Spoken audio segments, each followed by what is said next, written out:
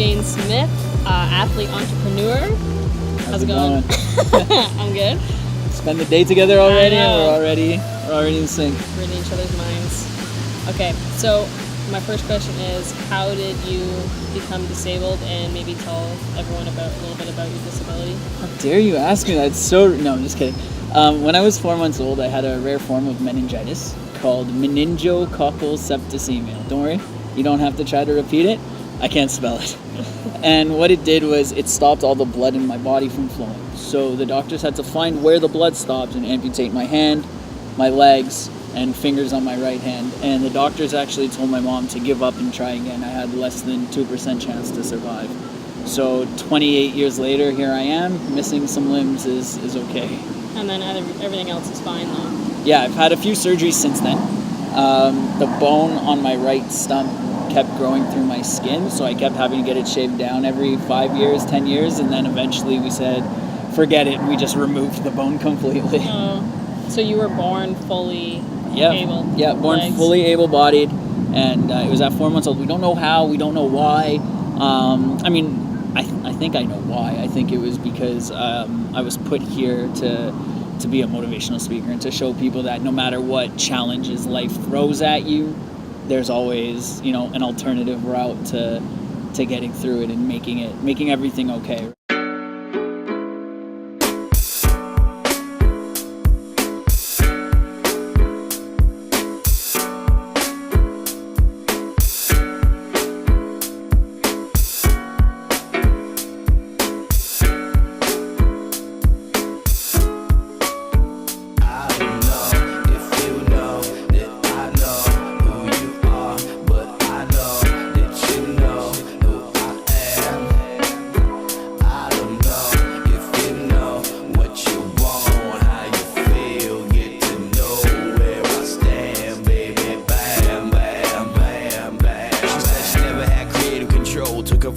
Afterwards, she took the hand of Shawn, the beautiful soul, telling me how she was living from the X to the next. X never paid for the dinner, next man's on whack flex. Ooh, I shattered dreams of 40,000 to follow. Kept saying, time to solid swallow.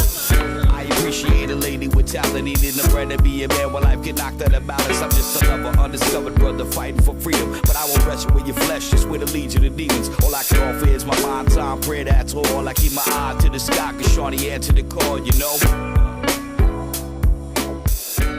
So my first wheelchair basketball game, I was 8, and it was just fantastic. It took me 4 years to score my first basket. And then when I was 12, finally hit my first basket after practice. And then a couple weeks later, I scored during practice. And a couple weeks later, I scored during a scrimmage at practice. And then in a game, 2 years go by at 14, I get told I'm not allowed to play anymore in the league because I'm too good. So I got taken out of the league for kids that were 8 to 17 and put in a league for kids that were 18 to 22 at 14. By 15, I made the Canadian junior team for the first time, and I was going to play wheelchair basketball in England. Wow. Which is actually the story of my first tattoo, and the only tattoo I didn't get at Chronic Ink because I was 15 and it was in a basement. But yeah, I mean, sporting has always been such a huge part of my life. I used to play t-ball, I played sledge hockey. My mom had me in swimming and equestrian. Like, I've done literally almost any sport you can think of. I played soccer in a league for kids when I was running, and I could hit the ball with a closed fist, and as soon as I opened my hand, it was handball. Yeah. So it was, I love sports. I'm a huge sports fan. There's always on the 3 TVs in our house, one TV always has sports on. Yeah. So, why shouldn't I play sports? Because I look a little different, right? I mean, sporting has really been a huge part of why I became the man that I became. Did you ever feel like, you said it took you 4 years to score, so did you ever feel like giving up? I didn't care. I was so young, and I was just enjoying, being a part of a team. Anyone who's ever played on a team knows, there's family, there's friends, and then there's teammates, and it's kind of a blend of the two, right? Right. I was just so happy to have that feeling of teammates. And, now, especially with my rugby boys, like, I've never had teammates like this. Like, we're a fraternity. Like, it would take a lot for something to come between us. And, Yeah. it's just the most beautiful feeling in the world. Have you ever suffered from any anxiety or depression about your disability, or just in general? Yeah, not anxiety so much as depression, but again, not stemming from my disability, and this time not stemming from my dad either. I was in a very long-term relationship, and I was completely in love, and she broke up with me over the phone while I was pricing engagement rings. Yeah, so that really messed me up, and turned to drugs to get over it. I spent about 2 years with a gram a day of cocaine, and it really, really messed me up. I stopped playing sports for a long time, and I didn't really know who I was. And then one day I woke up and snapped out of it, and I went into my mom's room, and I looked at her. She was still in bed, and I said, "I'm ready." And she's like, "Okay, for what?" I said, I'm ready." She was, "I don't know what you're talking about. What are you ready for?" I said, "I'm ready to be the man that I was put here to be. I'm ready to live life." And that day, cold turkey, haven't touched cocaine since. Really? You were just able to quit? 2 years ago. So what do you think it was that made you stop? I just realized that, I was in a place in my life where I was getting to be older, and things needed to change. And, with my disability, and the way people view people with disabilities, I kind of took that approach. And it's like, if you want to see change, you need to be change, right? And that's where it stemmed from. I knew I didn't want to end up like my dad, and I didn't want to end up, being just another disabled guy on welfare. I really wanted to make something of my life, and, I was motivation enough.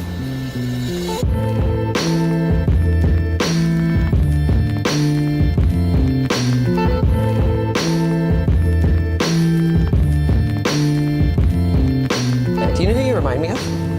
Terry Fox. Oh, wow. Because Terry had that kind of drive. It's like, I'm not going to stop just because I can't do it now, and I want to be the best that I can possibly be. The message that you're bringing to schools and to students of all ages, just some of the Coles Notes versions, what do you bring to those classes for those who might not be able to see you? What are your main points, main pieces of advice? My favorite thing that I love doing with kids is getting them to think about what they want to become when they're older, and getting rid of that word. What does it mean, right? Who cares what we want? We need to take that word and throw it out. And I want these kids to focus on what they're gonna be when they're older. Let's put the ownership on them to decide, not only do I want it, I can get there, and I'm going to. That's for sure my main favorite exercise that I run with these kids, and just getting them to pick one thing that they love to do. A lot of kids, they choose their video games. Sure. And just saying, I'm the best at it. And I make them scream at me that they are the best at it. And I get a teacher to do it too, so that they see it doesn't matter how old you are. You can become the best at anything you do. There's really no limit to how far we can go in this life. When did you start motivational speaking? So again, I gave my first presentation when I was 8 years old. Oh my God. At an event where Walter Gretzky was accepting Father of the Year. Oh, cool. There's a room full of 900 people. And again, at 8, I believed I was as cute as I do now at 28. So I had no problem getting up and speaking in front of 900 people. And someone afterwards pulled my mom aside and said, "He has a gift. He should do this for forever." Yeah. And when I turned 23, I decided it was something that I really wanted to do. And, I opened a motivational speaking company, and I did it for a few years. And, it kind of slowed down, and as I got older, it was harder to go into high schools and talk to kids because I wasn't as relatable to them as I was when I was younger. But, this company, T-Talent, that I've started is just, I have trouble talking about it because it just hits me right here. Yeah. Not only do we make motivational t-shirts, that's obviously the main premise, but our goal is that when we're making enough money to hire staff, so we need a marketing person, right? We need people in the factory. We need people in the printing shop. We need, people, salespeople. Right. Our goal is to hire people with disabilities because That's it's awesome. so hard in the disabled community to find jobs. Yeah. Right?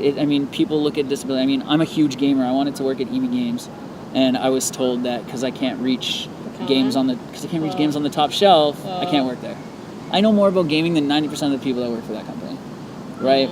So I was very, very fortunate that my business partner came to me with this idea, and we get to employ people with disabilities, and we get to, as I said before, if you want to see the change, be the change, and Right. and we're not just creating opportunities where they're folding T-shirts. We're giving them real jobs. Yeah.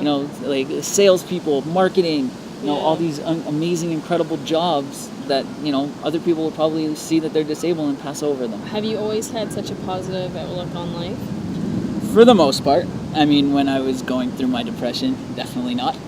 But the way that, there's no reason not to, right? Being sad about life, being sad about my disability, or my ex-girlfriend and I breaking up, or, my dad being, the type of father that he was, what's that going to do?